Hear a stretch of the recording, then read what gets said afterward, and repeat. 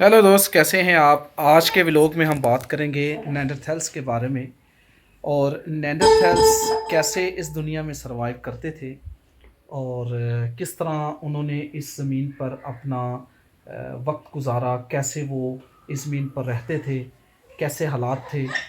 बताया जाता है कि उन दिनों आइस एज भी चल रहा था, आखिरी आइस एज जो 12,000 साल पहले ख़त्म हुआ है। तो हम इस पॉडकास्ट में यही बात करने वाले हैं कि आइस एज, नेंडरथेल्स और होमोसेपियंस, ये वो नस्लें हैं और ये आइस एज आखिरी आइस एज था। इसके बाद अभी तक आइस एज नहीं आया। यानी मैं आसान लफ्ज़ों में बताऊं तो जितने भी मज़ाहिब हैं वो ज़्यादा से ज़्यादा 6,000 साल तक का अरसा बताते हैं ज़मीन का, कि ज़मीन को बने 6,000 साल हो चुके हैं या इंसान को बने।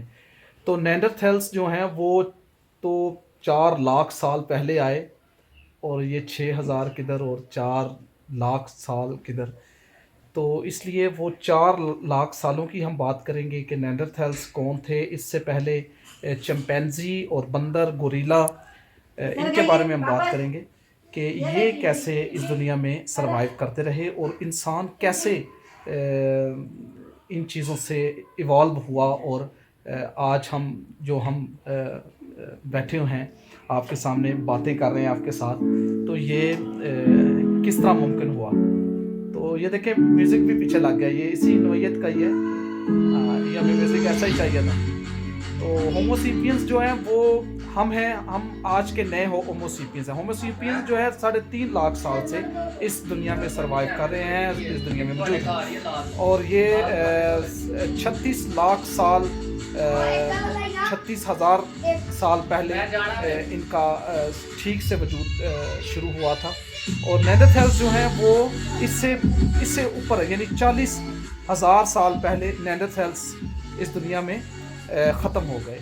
यानी ख़त्म होने की वजह यह है कि वो ना तो वो उनको कोई ठीक से काम आता था, उन्होंने कोई नए तरीके नहीं सीखे, कुछ आगे बढ़ने के लिए कुछ नए औज़ार नहीं बनाए, कुछ नई जिद्दत नहीं बनाई, कुछ नए तरीके ईजाद नहीं किए।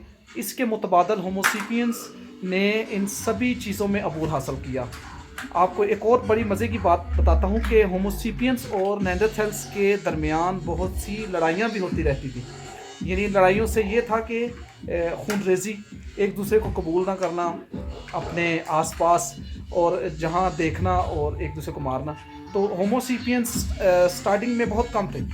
तो होमोसेपियंस ने चीज़ें ईजाद बहुत की। यानी उन्होंने एक ऐसा नेज़ा ईजाद किया जिसे फेंकने से उसके पीछे एक वेट का इस्तेमाल किया, पत्थर ऐसा लगाया कि जब नेज़ा फेंका जाता तो वो 350 गज़ तक जाता, मगर एक्चुअल में वो 250 गज़ तक ही जाता था इंसानी थ्रो के साथ। मगर वो जो उन्होंने एक अपनी ईजाद की उसके साथ वो 350 गज़ तक भी चला जाता था।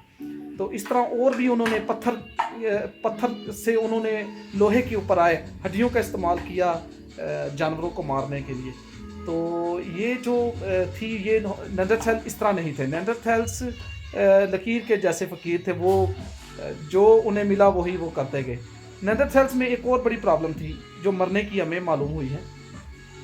नेंडरथेल्स शिकार जब करते थे तो जानवर के बिल्कुल पास जाके करते थे, यानी बिल्कुल पास जाके छुपके से जानवर को मारना, चुप होके छुप के।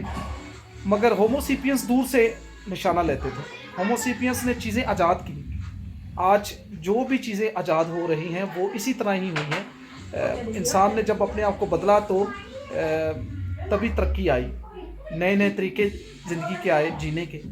आज जितनी भी तरक्की है वो इसी तरह ही है। तो नेंडरथेल्स इसीलिए मर गए। 3.5 लाख साल तक इस ज़मीन पर रहे नेंडरथेल्स और बिल आखिर वो 40,000 साल पहले इस दुनिया से चले गए।